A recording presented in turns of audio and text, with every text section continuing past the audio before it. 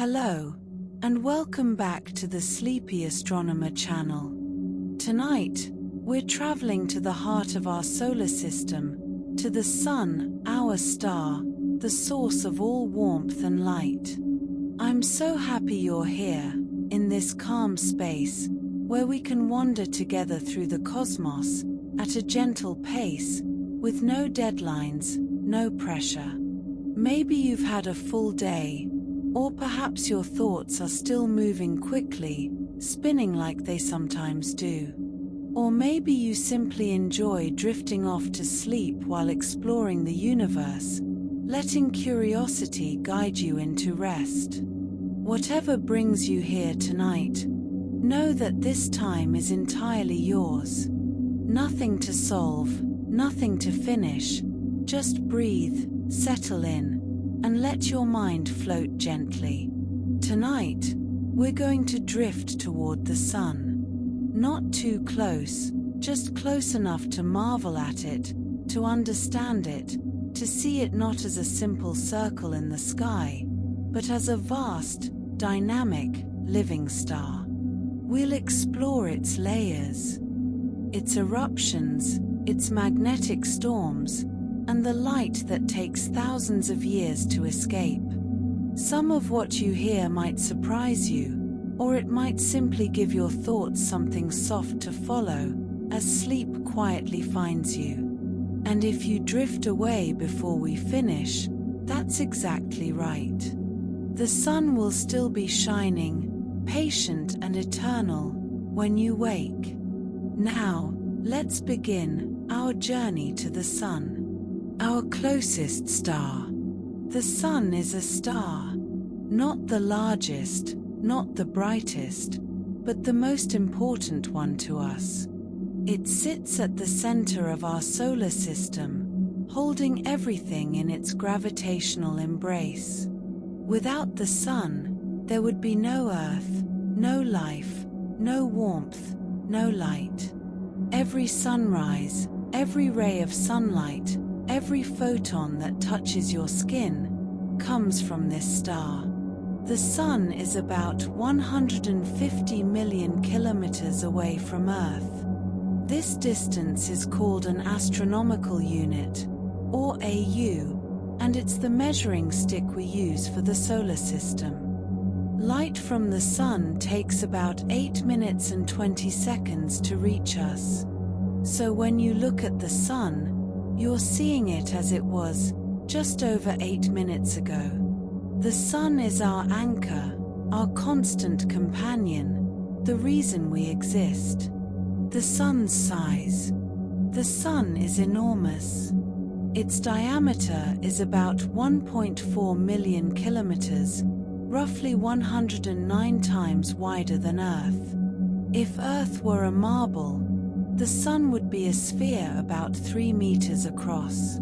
You could fit about 1.3 million Earths inside the Sun. And yet, by cosmic standards, the Sun is medium-sized. There are stars hundreds of times larger, and stars much smaller. But to us, the Sun is everything. It dominates the sky during the day, and even when it's gone, its light reflects off the moon, giving us gentle illumination at night. The Sun's size is part of what makes it stable, massive enough to sustain fusion, but not so massive that it burns out quickly. It's just right, for life, for warmth, for us.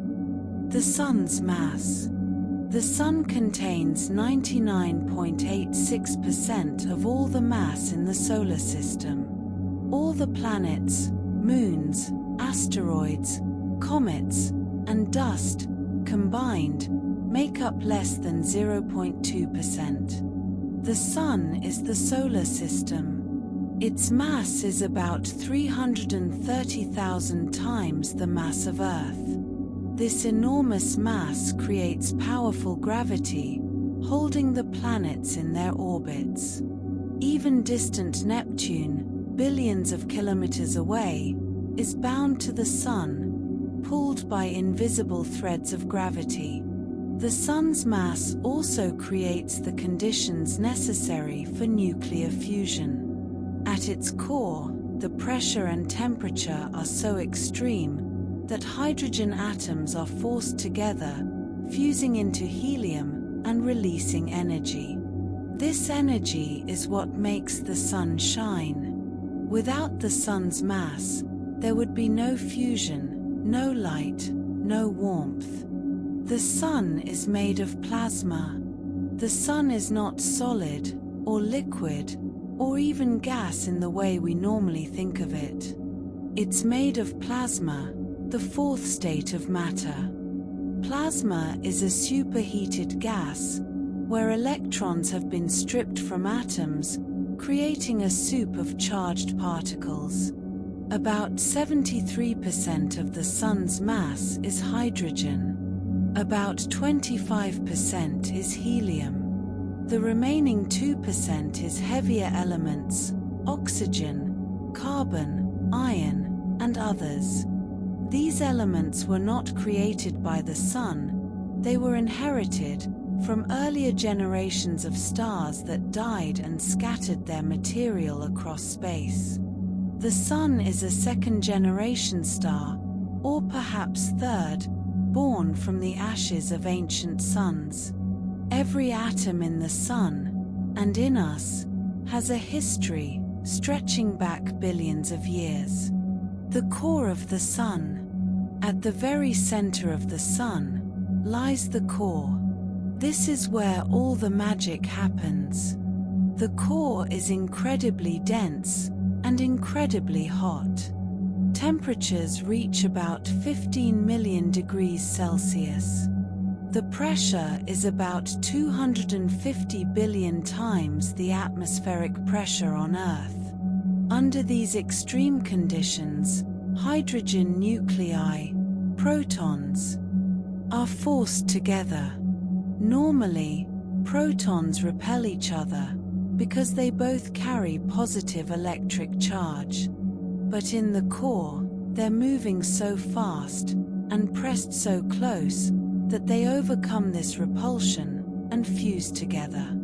4 hydrogen nuclei combine to form one helium nucleus. In the process, a tiny amount of mass is converted into energy, according to Einstein's famous equation, E equals mc squared. This energy is released as light and heat, and it's what powers the Sun. Every second, the Sun converts about 600 million tons of hydrogen into helium. And it's been doing this for over 4.6 billion years. Energy's long journey. The energy created in the Sun's core doesn't escape immediately. It begins a long, slow journey toward the surface.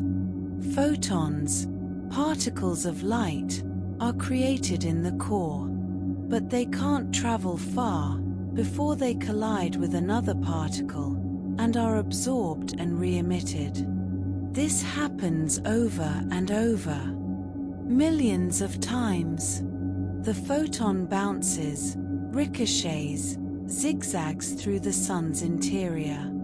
This journey can take thousands, even hundreds of thousands of years.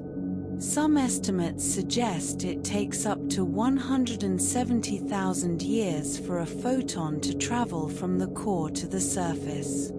By the time it finally escapes into space, it has been transformed, shifted in wavelength, changed by countless interactions.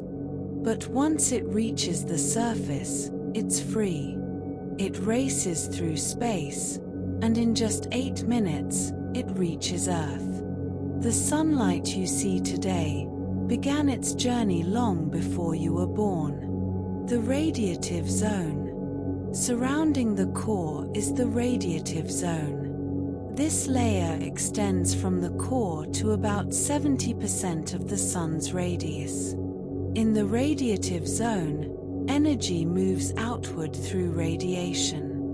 Photons are emitted, absorbed, and re-emitted over and over. The temperature here is still extremely hot, millions of degrees, but cooler than the core.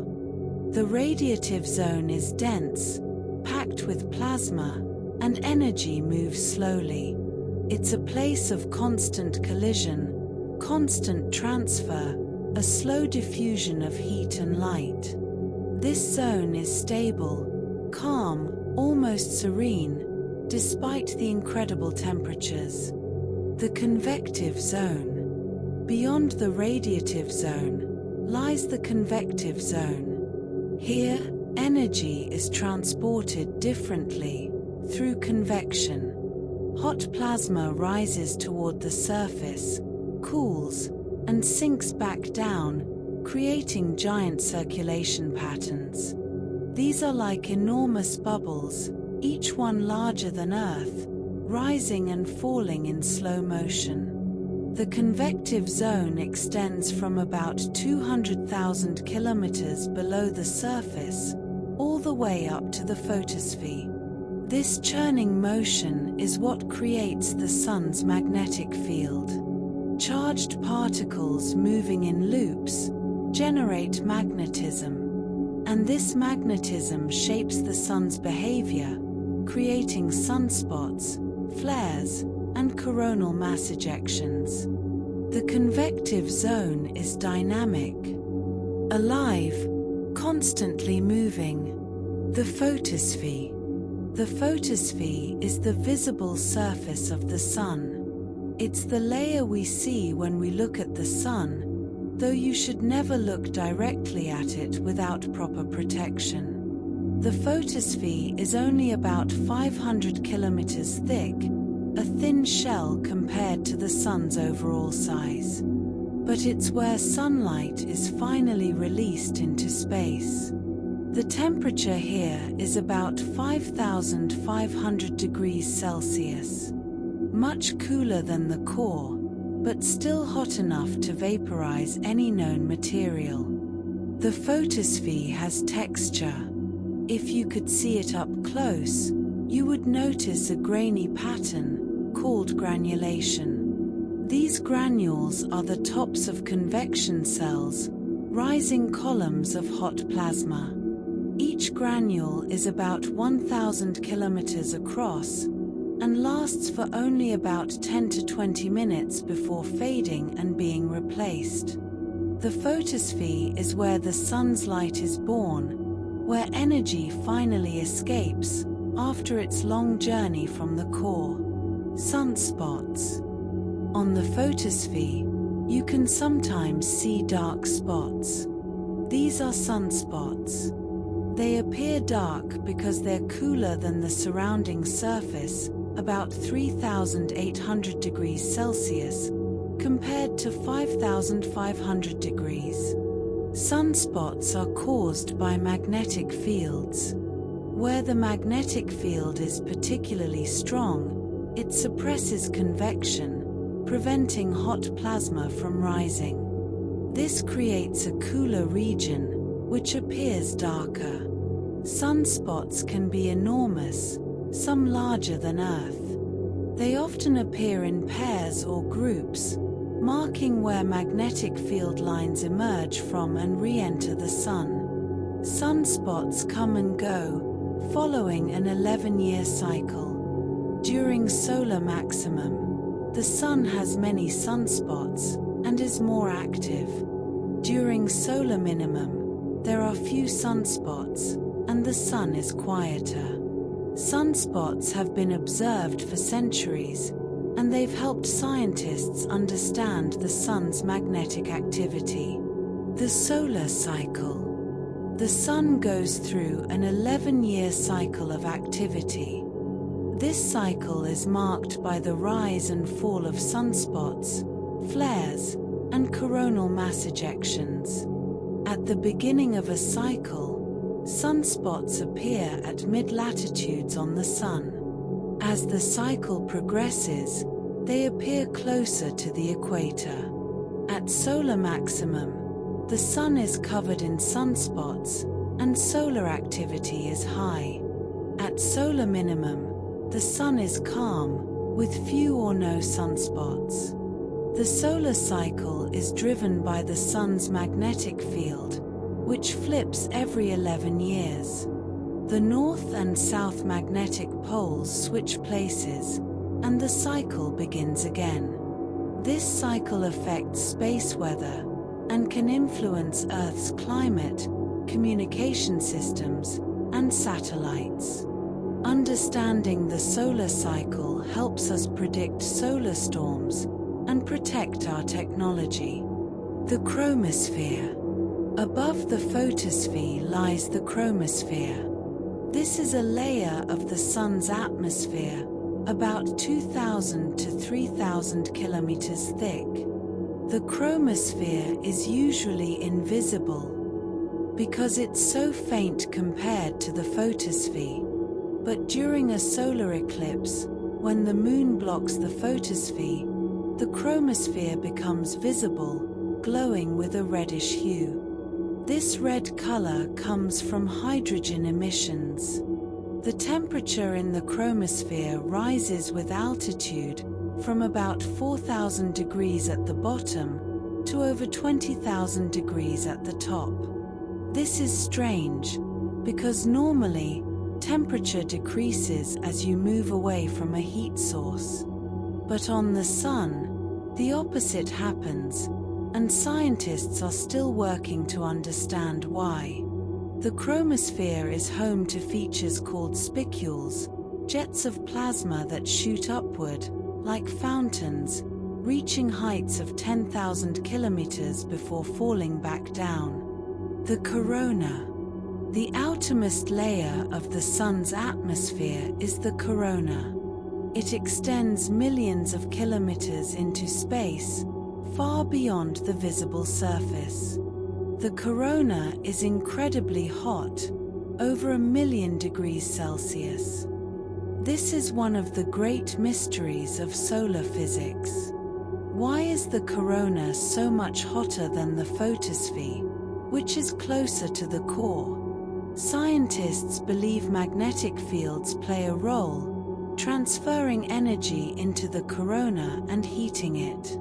The corona is visible during a total solar eclipse, appearing as a beautiful, glowing halo around the moon's silhouette. It's made of plasma, thin and wispy, shaped by magnetic fields into loops and streamers. The corona is where the solar wind originates, a stream of charged particles that flows outward from the Sun, filling the solar system. The solar wind. The Sun is constantly releasing particles into space.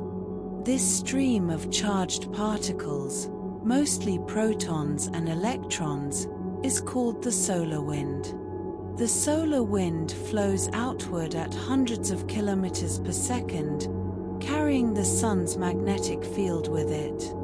It fills the entire solar system, creating a bubble called the heliosphere. When the solar wind reaches Earth, it interacts with our magnetic field, creating auroras, the northern and southern lights. On planets without magnetic fields, like Mars, the solar wind strips away the atmosphere, slowly eroding it over billions of years. The solar wind is invisible, but its effects are everywhere. It shapes the tails of comets, always pointing away from the Sun. It influences space weather and poses challenges for astronauts and satellites.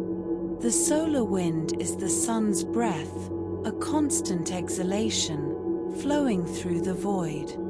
Solar flares. Sometimes, the Sun releases sudden bursts of energy. These are called solar flares.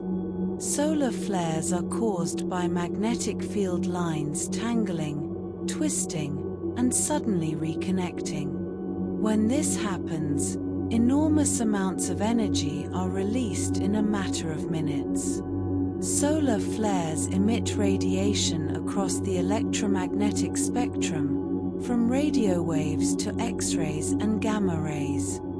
The largest flares can be detected on Earth, disrupting radio communications and GPS signals. Solar flares are classified by their intensity, from A-class, the smallest, to X-class, the most powerful. An X-class flare can release as much energy as 1 billion hydrogen bombs. Fortunately, Earth's atmosphere and magnetic field protect us from most of the harmful effects. But solar flares remind us that the sun is not a calm, unchanging ball of light. It's dynamic, explosive, and capable of sudden violence. Coronal mass ejections. Even more powerful than solar flares are coronal mass ejections, or CMEs. These are massive bursts of plasma and magnetic field ejected from the sun's corona. A single CME can release billions of tons of material into space. If a CME is directed toward Earth, it can take 1 to 3 days to arrive. When it hits, it compresses Earth's magnetosphere, creating geomagnetic storms. These storms can disrupt satellites, power grids, and communication systems. They also create stunning auroras, visible at lower latitudes than usual. In 1859, a massive CME struck Earth, causing the Carrington event, the largest geomagnetic storm on record. Telegraph systems failed, some caught fire, and auroras were seen as far south as the Caribbean. If a similar event happened today, it could cause widespread damage to modern infrastructure. Scientists monitor the sun closely, watching for signs of CMEs, to give us warning and time to prepare. The sun's magnetic field. The sun has a powerful magnetic field. This field is generated by the movement of charged particles in the convective zone. As plasma rises and falls, and the sun rotates, it creates electric currents, which generate magnetism. The sun's magnetic field is complex, with loops, twists, and tangles. It emerges from the surface at sunspots, creating arcs that extend into the corona. These magnetic loops can trap plasma, holding it in place, forming structures called prominences. The magnetic field also drives solar flares and coronal mass ejections. Every 11 years, the sun's magnetic field flips, the north and south poles reverse. This flip is part of the solar cycle, and it marks the transition from one cycle to the next. The sun's magnetic field extends far into space, carried by the solar wind, creating the interplanetary magnetic field. Solar prominences. Solar prominences are enormous loops of plasma suspended above the sun's surface. They're held in place by magnetic fields, arching from one region of the photosphere to another. Prominences can be hundreds of thousands of kilometers long and can last for weeks or even months. They appear bright when seen against the dark background of space. But when viewed against the bright surface of the sun, they appear dark and are called filaments. Sometimes, prominences become unstable and erupt, releasing material into space. These eruptions can be spectacular, with plasma streaming away from the sun, carried by magnetic forces. Prominences are beautiful, delicate structures, glowing with the light of hot plasma, gracefully suspended in the sun's atmosphere. The sun's rotation. The sun rotates, but not like a solid body. Because it's made of plasma, different parts rotate at different speeds. At the equator, the Sun completes one rotation in about 25 days. At the poles, it takes about 35 days. This is called differential rotation. Differential rotation causes the Sun's magnetic field to twist and tangle, creating sunspots, flares, and other magnetic activity. The Sun rotates in the same direction that the planets orbit, counterclockwise when viewed from above the solar system's north pole. This is because the Sun and planets all formed from the same rotating cloud of gas and dust.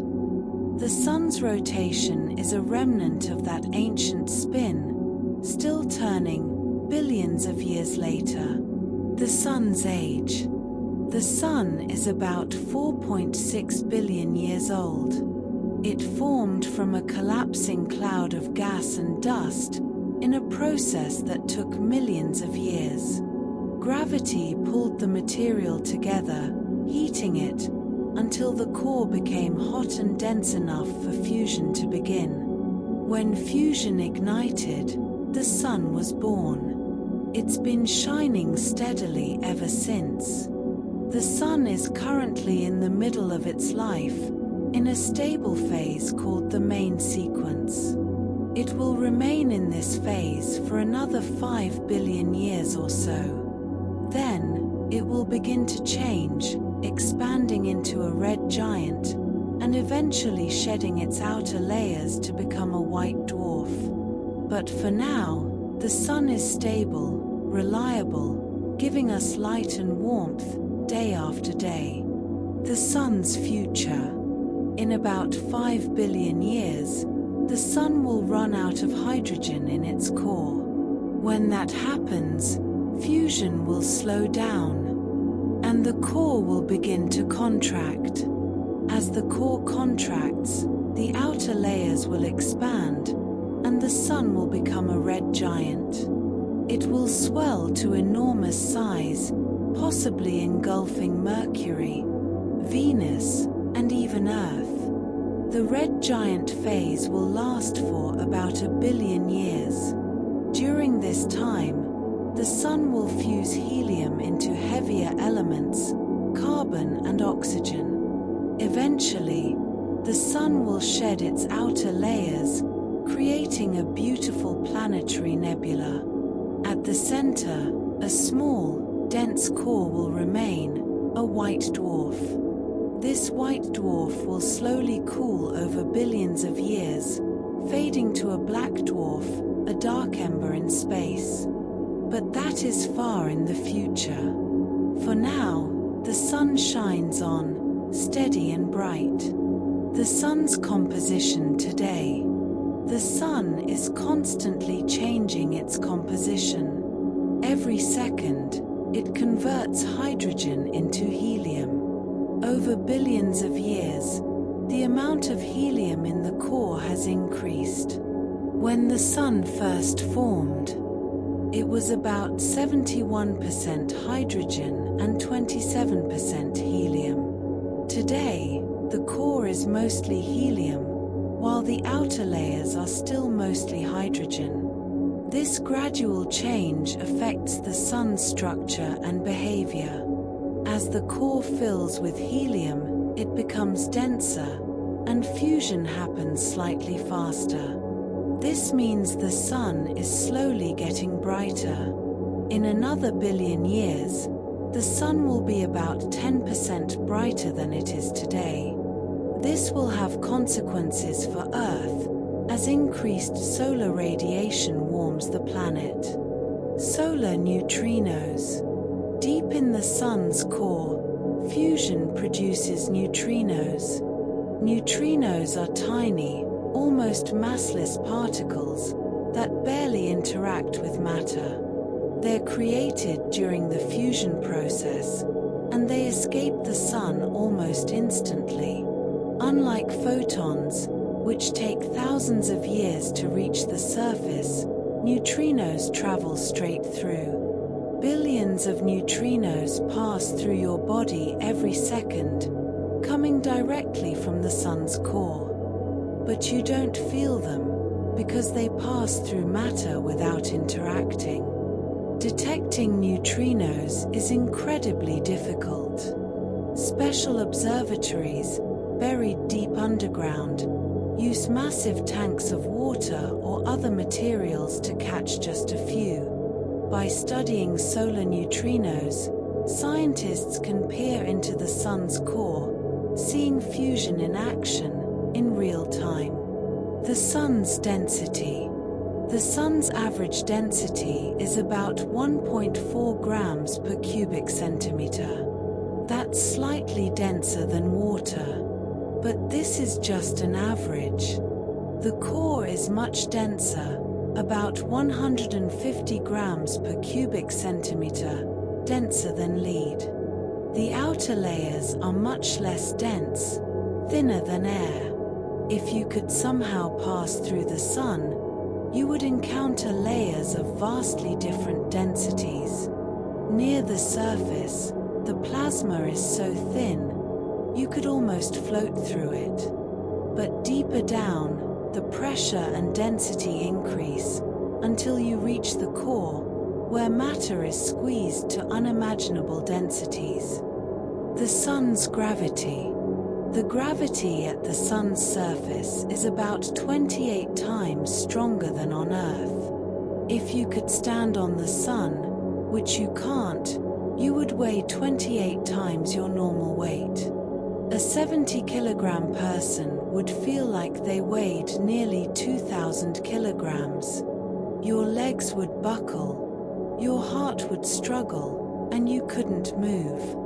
The sun's gravity is what holds the solar system together. It keeps the planets in their orbits, prevents them from drifting into space. Even distant comets, trillions of kilometers away, are bound by the sun's gravity. Gravity also holds the sun itself together, balancing the outward pressure from fusion.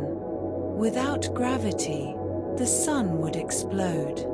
Without fusion, the sun would collapse. The two forces are in perfect balance, creating a stable star. The heliosphere. The sun's influence extends far beyond the visible surface. The solar wind creates a bubble, called the heliosphere, that surrounds the entire solar system. This bubble protects the planets from interstellar radiation, cosmic rays from distant stars and galaxies. The edge of the heliosphere, where the solar wind meets the interstellar medium, is called the heliopause. Voyager 1 crossed the heliopause in 2012, becoming the first human-made object to enter interstellar space. Voyager 2 followed in 2018. The heliosphere is enormous, extending over 18 billion kilometers from the Sun. It's our cosmic shield, a protective bubble, carved out by the Sun's breath. The Parker Solar Probe. In 2018, NASA launched the Parker Solar Probe. Its mission is to study the Sun up close, closer than any spacecraft has ever gone. The Parker Solar Probe has flown through the Sun's corona, enduring temperatures over 1,300 degrees Celsius. It's equipped with a heat shield to protect its instruments. The probe measures the solar wind, magnetic fields, and energetic particles. It's helping scientists understand why the corona is so hot and how the solar wind is accelerated.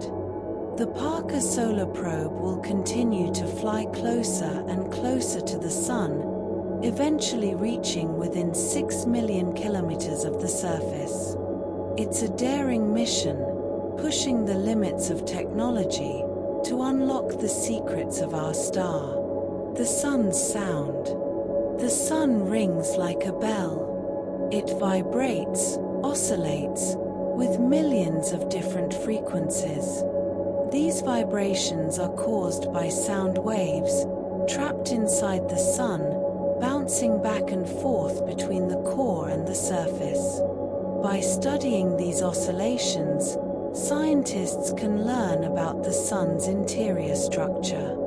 This field is called aleoseismology, similar to how seismology studies Earth's interior using earthquakes. The Sun's vibrations are too low-pitched for human ears to hear, but they can be detected by measuring tiny changes in the Sun's surface. Each oscillation tells a story about temperature, density, and motion deep inside. The Sun hums with a deep, complex song that reveals its hidden layers. The Sun's light spectrum. Sunlight appears white, but it's actually made of many colors. When sunlight passes through a prism, it splits into a rainbow, the visible spectrum. Red, orange, yellow, green, blue, indigo, violet. But the Sun emits more than just visible light. It also emits infrared radiation, which we feel as heat, and ultraviolet radiation, which can cause sunburn, and X-rays and gamma rays, though Earth's atmosphere blocks most of these. By studying the Sun's spectrum, scientists can learn what the Sun is made of. Different elements absorb and emit light at specific wavelengths, creating dark lines in the spectrum. These lines are like fingerprints, revealing the presence of hydrogen, helium, iron, and other elements. The solar constant. The amount of solar energy reaching Earth is called the solar constant. It's about 1,361 watts per square meter at the top of Earth's atmosphere. This is the energy that drives our climate, powers photosynthesis, and warms the planet. But the solar constant isn't actually constant. It varies slightly with the solar cycle, increasing during solar maximum and decreasing during solar minimum. It also varies with Earth's distance from the Sun, because Earth's orbit is slightly elliptical. These small changes can influence Earth's climate, though the effect is minor compared to other factors like greenhouse gases. The solar constant is a reminder that all of Earth's energy, almost all of it, comes from the Sun. Sunlight and photosynthesis. Sunlight is the foundation of life on Earth. Plants use sunlight to power photosynthesis, converting carbon dioxide and water into glucose and oxygen. This process provides food for plants and oxygen for animals. Without sunlight, there would be no photosynthesis, no plants, no oxygen, no food chain. All life on Earth, directly or indirectly, depends on the Sun. The energy you get from food originally came from the Sun, captured by plants and passed along through the food web. Even fossil fuels, coal, oil, and natural gas, are ancient sunlight stored in the remains of plants and animals that lived millions of years ago. The Sun is life's energy source, the engine that drives the biosphere. The Sun's color. The Sun appears yellow or white from Earth. But in space, astronauts see the Sun as white. The yellowish color we see is caused by Earth's atmosphere, which scatters blue light, making the Sun appear slightly yellower. The Sun emits light across all wavelengths, but it peaks in the green part of the spectrum. Our eyes perceive this mix of colors as white or yellow. Stars come in different colors, depending on their temperature. Cool stars are red, hotter stars are orange or yellow, and the hottest stars are blue or white. The Sun is a yellow dwarf, a G-type main sequence star, with a surface temperature of about 5,500 degrees Celsius. It's in the middle range, not too hot, not too cool. The Sun's lifespan in perspective. The Sun has been shining for 4.6 billion years. That's almost a third of the age of the universe itself. In that time, the Sun has completed about 20 orbits around the Milky Way galaxy. It's seen the formation of the solar system, the birth of Earth, the rise of life. It's witnessed mass extinctions, ice ages, the evolution of humans, and it will continue shining for another 5 billion years. Long after humanity is gone, the Sun will still burn. It will outlast civilizations, continents, even Earth itself. The Sun is patient, eternal, on timescales we can barely comprehend. Eclipses. A solar eclipse occurs when the Moon passes between Earth and the Sun, blocking the Sun's light.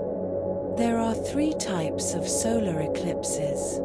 A total eclipse, where the Moon completely covers the Sun, revealing the corona.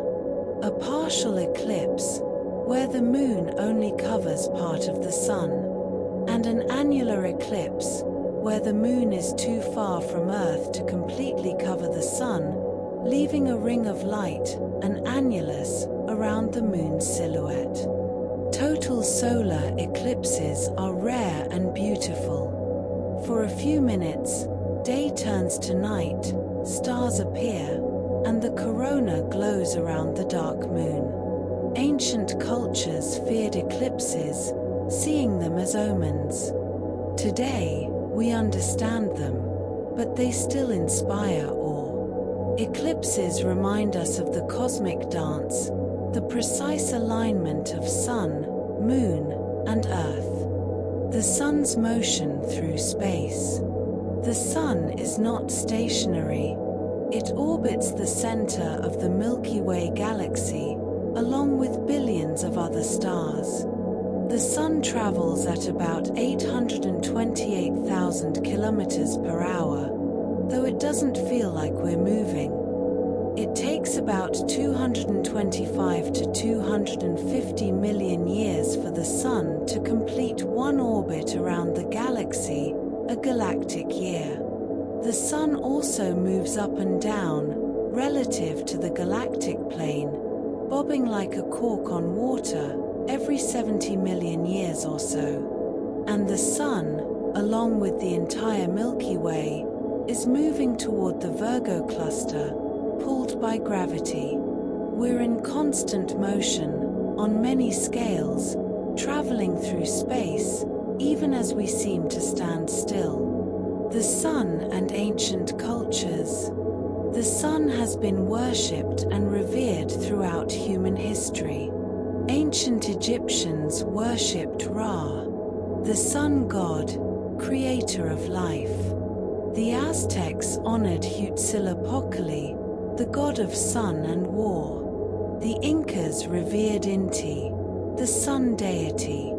In Hinduism, Surya is the solar deity, symbolizing health and vitality. Stonehenge, in England, is aligned with the summer solstice sunrise. Many ancient temples and monuments were built to mark the sun's position, to celebrate solstices and equinoxes. The sun was a source of mystery, power, and life. Even today, we celebrate the sun through festivals, art, and science. The sun is our constant, our guide, our source of warmth. Sunlight takes 8 minutes to reach Earth. When you look at the sun, You're seeing it as it was 8 minutes and 20 seconds ago. Light travels at 299,792 kilometers per second, the fastest speed in the universe. But even at this incredible speed, it takes time to cross the 150 million kilometers between the Sun and Earth. This means, if the Sun suddenly disappeared, we wouldn't know for over 8 minutes. We would continue to see it, feel its warmth, until the last photons reached us. Then, darkness. Of course, this will never happen. But it's a reminder that everything we see in space is in the past. The stars we see at night may have changed, or even died, and we won't know until their light reaches us. The Sun's energy output. Every second, the Sun releases about 3.8 times 10 squared watts of energy. That's 380 septillion watts. More energy than all of humanity has ever used, in all of history, many times over. And this energy radiates in all directions, into space. Only a tiny fraction, about 1/1000th, reaches Earth. But that tiny fraction is enough to power our entire planet. It drives the weather, the oceans, the climate. It powers photosynthesis, the food chain, life itself. The Sun is the ultimate power source, generous and inexhaustible, at least for billions of years. The Sun's core pressure. The pressure at the Sun's core is unimaginable. About 250 billion times the pressure at Earth's surface. This pressure, combined with extreme temperature, forces hydrogen nuclei together, overcoming their natural repulsion. Without this pressure, fusion wouldn't occur. The Sun would be just a ball of gas, cold and dark. But gravity compresses the core, squeezing it, heating it, until fusion ignites. And once fusion begins, it creates an outward pressure, pushing against gravity. These two forces balance, creating a stable star. This balance has lasted for billions of years, and will last for billions more. Solar granulation. If you could see the Sun's surface in detail, you would notice a texture. It looks grainy, like the surface of an orange. These granules are the tops of convection cells, columns of hot plasma rising from below. Each granule is about 1,000 kilometers across, roughly the size of Texas. Hot plasma rises in the center of each granule, cools, and sinks at the edges. The granules constantly change, forming and dissolving in about 10 to 20 minutes.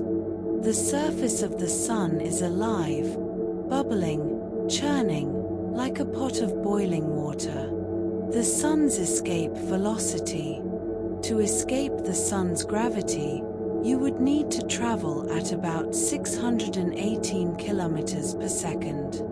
That's over 2 million kilometers per hour. This is the escape velocity, the minimum speed needed to break free from the Sun's gravitational pull. It's much higher than Earth's escape velocity, which is about 11 kilometers per second. The Sun's powerful gravity holds the entire solar system in its grip. Even light, though it has no mass, is affected by the Sun's gravity. Einstein's theory of general relativity predicts that massive objects bend spacetime, and light follows these curves. This bending has been observed during solar eclipses, when starlight passing near the Sun is deflected. The sun's luminosity is increasing. The sun is slowly getting brighter, about 30% brighter than when it first formed. This increase is gradual, but over billions of years, it adds up. As the sun converts hydrogen to helium, the core becomes denser. This increases the rate of fusion, which increases the sun's luminosity. In another billion years, the sun will be about 10% brighter than today. This may not sound like much, but it will have serious consequences for Earth.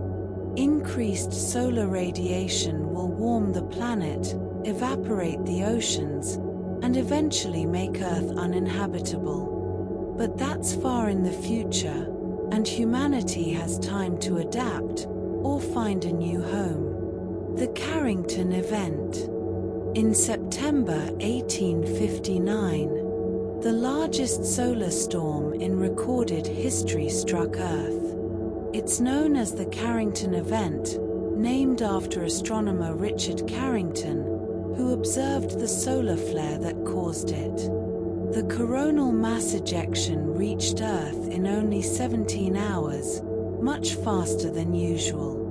When it hit, it caused a massive geomagnetic storm. Telegraph systems around the world failed, some caught fire, operators reported electric shocks. Auroras were seen as far south as the Caribbean and Hawaii. In some places, the auroras were so bright, people could read by their light at night.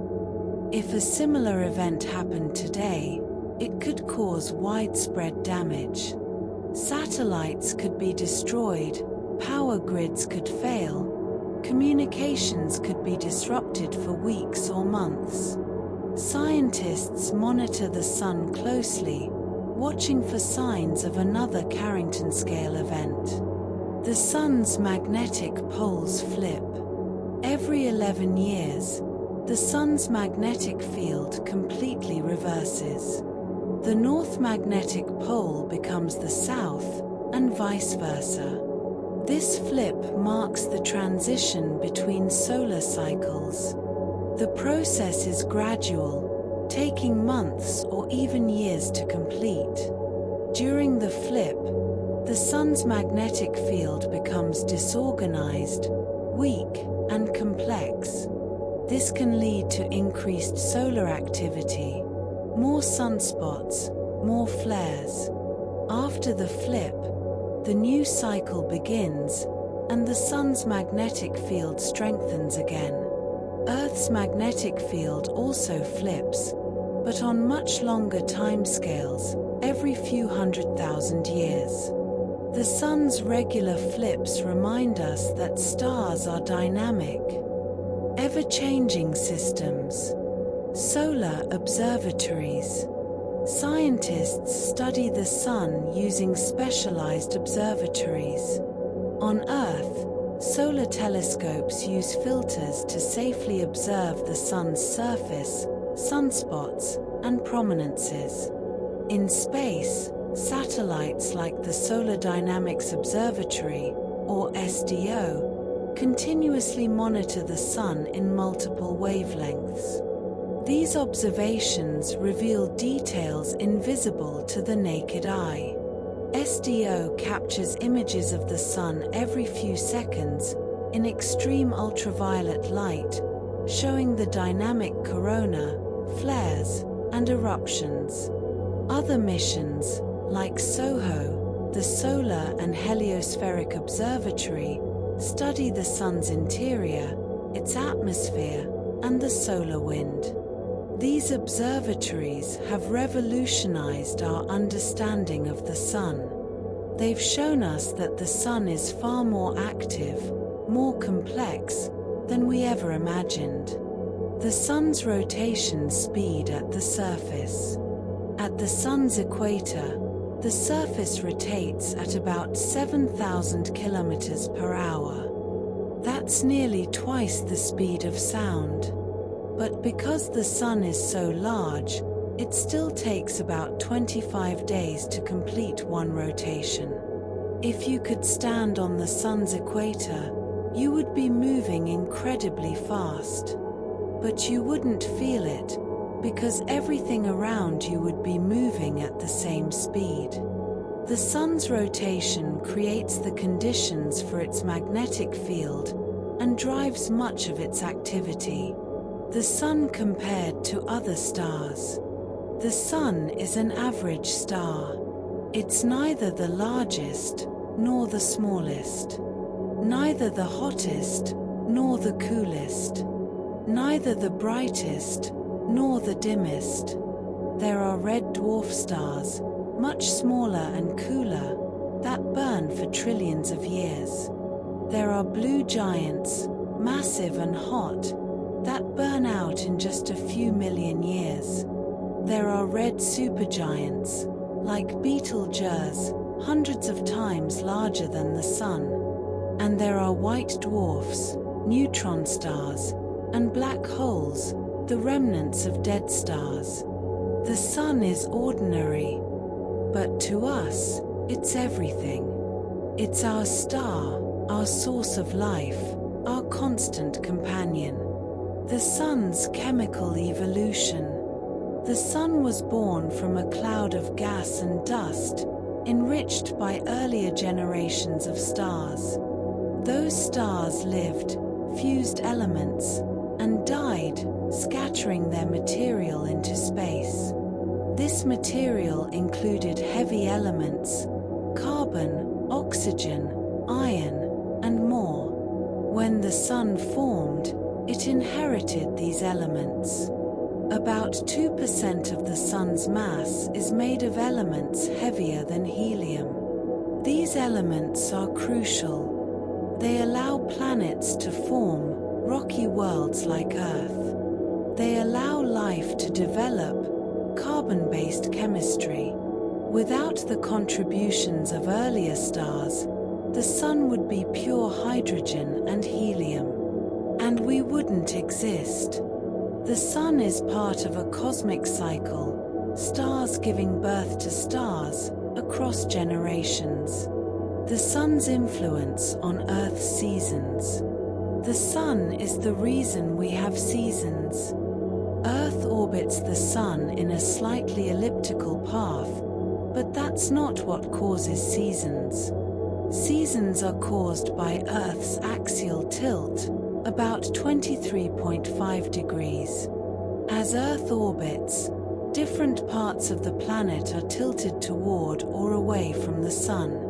When the northern hemisphere is tilted toward the sun, it's summer there and winter in the southern hemisphere. 6 months later, the opposite happens. The sun's position in the sky changes throughout the year, rising higher in summer, lower in winter.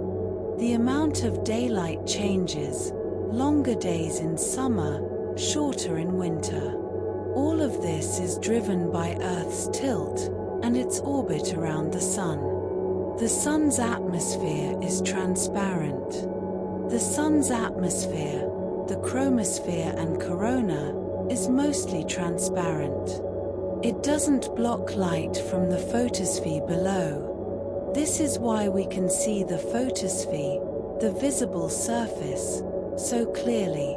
But during a total solar eclipse, when the photosphere is blocked by the moon, the corona becomes visible. It glows with a pearly white light, extending far into space.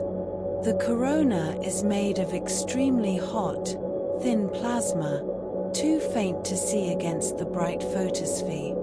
But when the photosphere is hidden, the corona shines, revealing its delicate structure. Solar maximum and minimum. During solar maximum, the sun is at its most active. Sunspots cover the surface, solar flares are common, and coronal mass ejections are frequent. The corona is bright, complex, filled with loops and streamers. During solar minimum, the sun is quiet. Few sunspots, few flares, a smooth corona. Solar minimum is not boring, it's peaceful. The sun rests, gathering energy for the next cycle. We're currently in solar cycle 25, which began in 2019. Solar maximum is expected around 2025. Then the cycle will decline toward the next minimum, and the cycle will repeat. The sun's influence on technology. The sun affects our technology in many ways. Solar storms can damage satellites, disrupt GPS signals, and interfere with radio communications. Power grids can be affected by geomagnetic storms, as induced currents flow through transformers. In 1989, a solar storm caused a blackout in Quebec, leaving millions without power.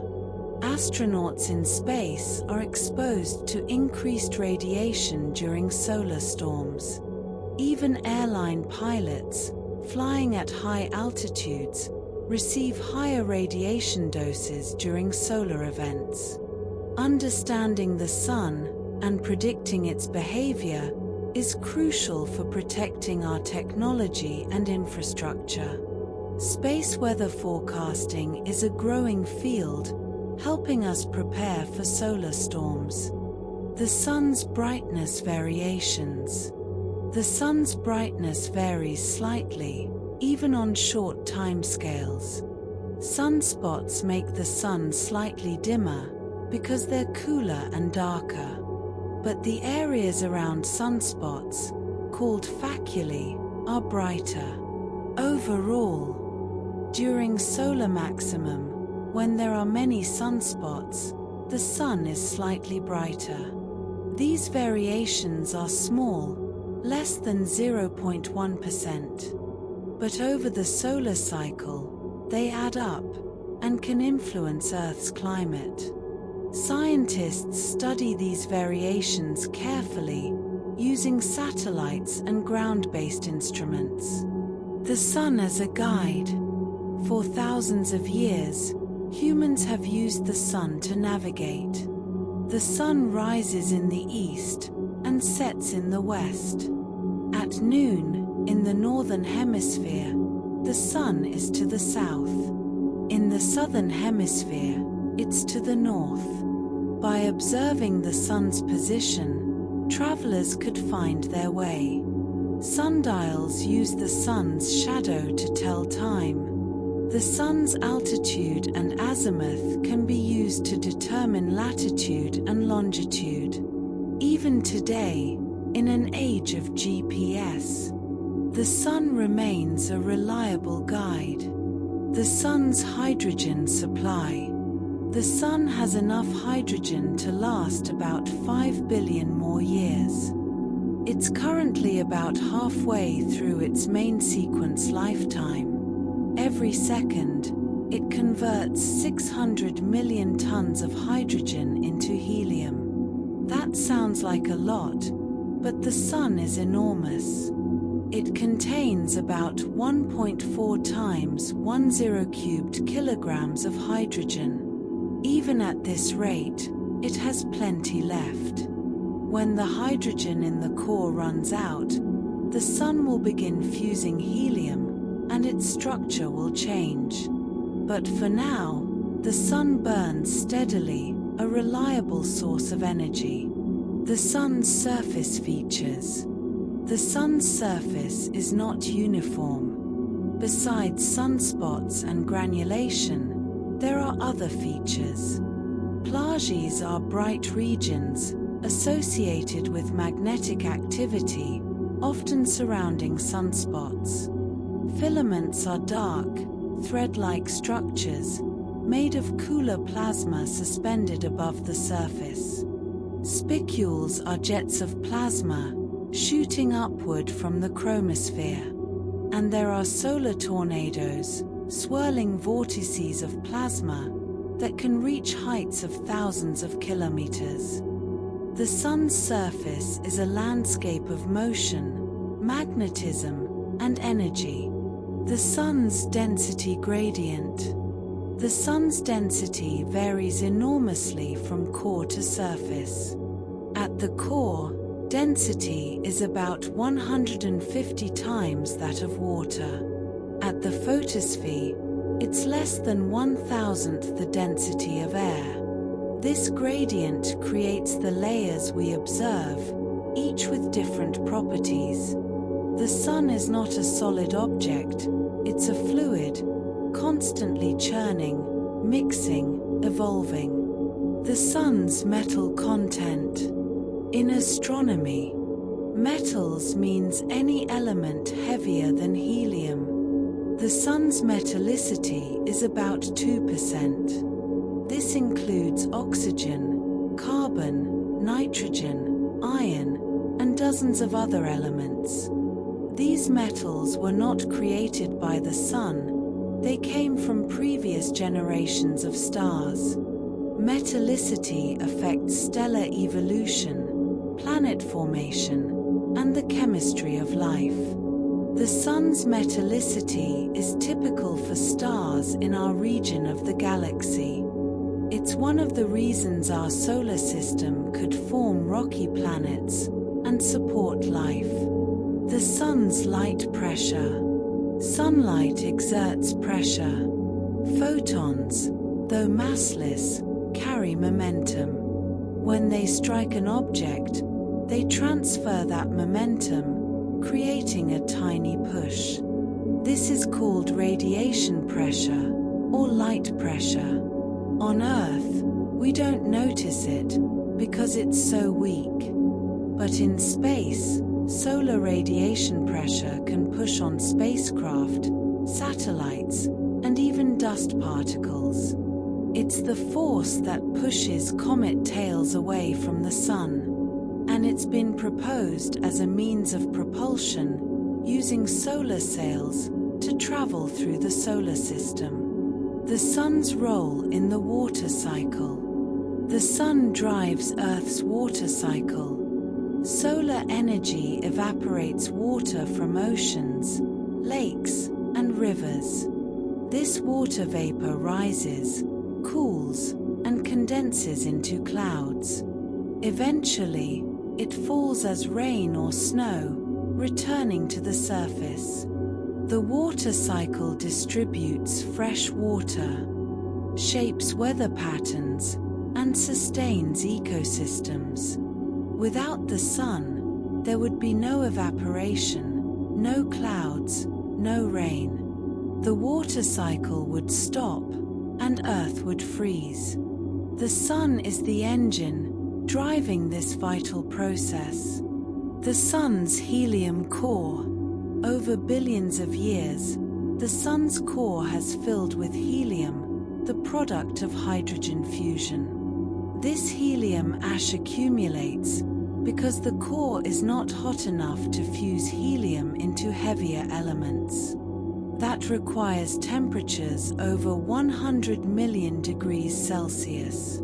The Sun's core is only about 15 million degrees, hot enough for hydrogen fusion, but not helium. As helium accumulates, the core becomes denser, and fusion rates increase.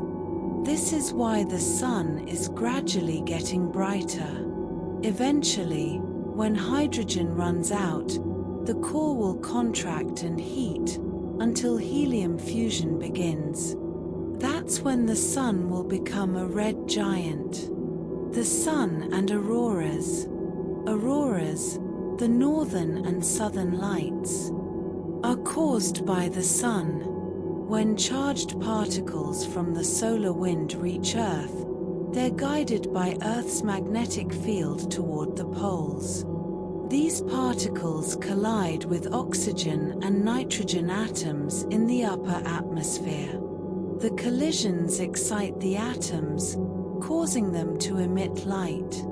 Oxygen emits green and red light, nitrogen emits blue and purple.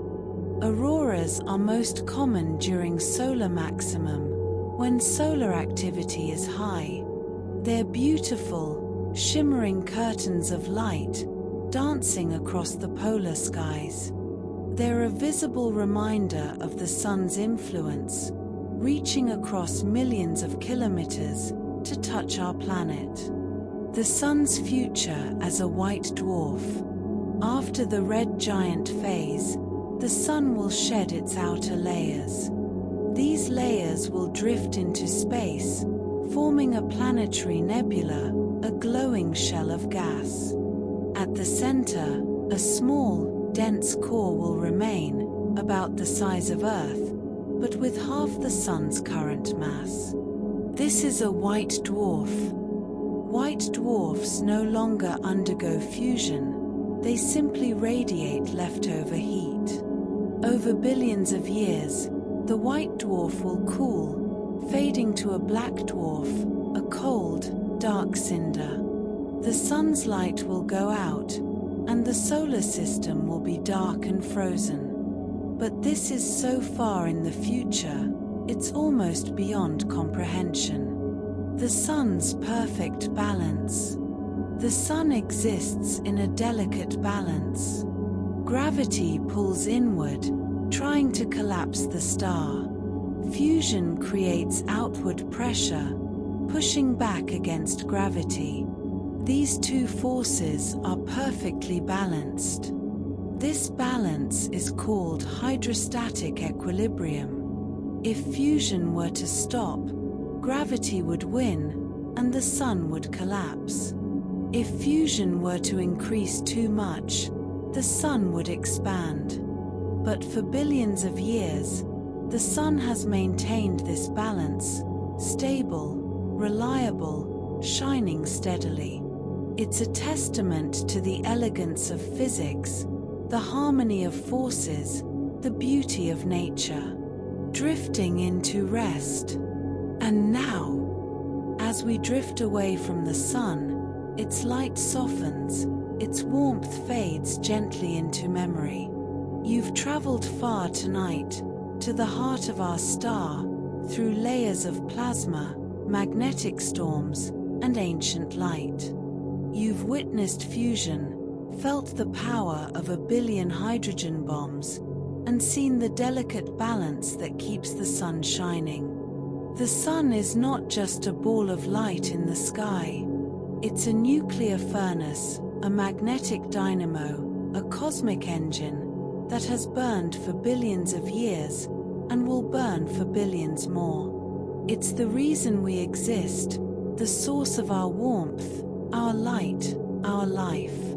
Tonight, as you rest, the sun continues its work, fusing hydrogen, releasing energy, sending light across the void.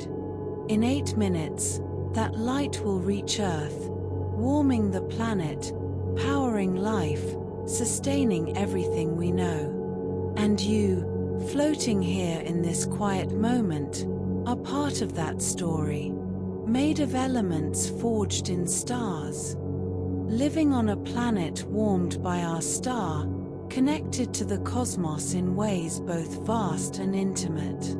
The hydrogen in your body was created in the Big Bang, the same hydrogen that fuels the sun. The oxygen you breathe was created in dying stars, scattered through space, and gathered here. You are stardust, children of the sun, part of an ancient cycle that stretches back to the beginning of time.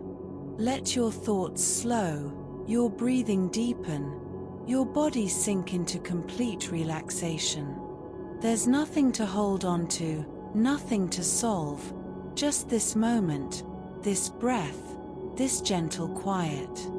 The sun shines on, patient and eternal, as you drift softly into sleep. Sleep well, and dream of starlight. Good night.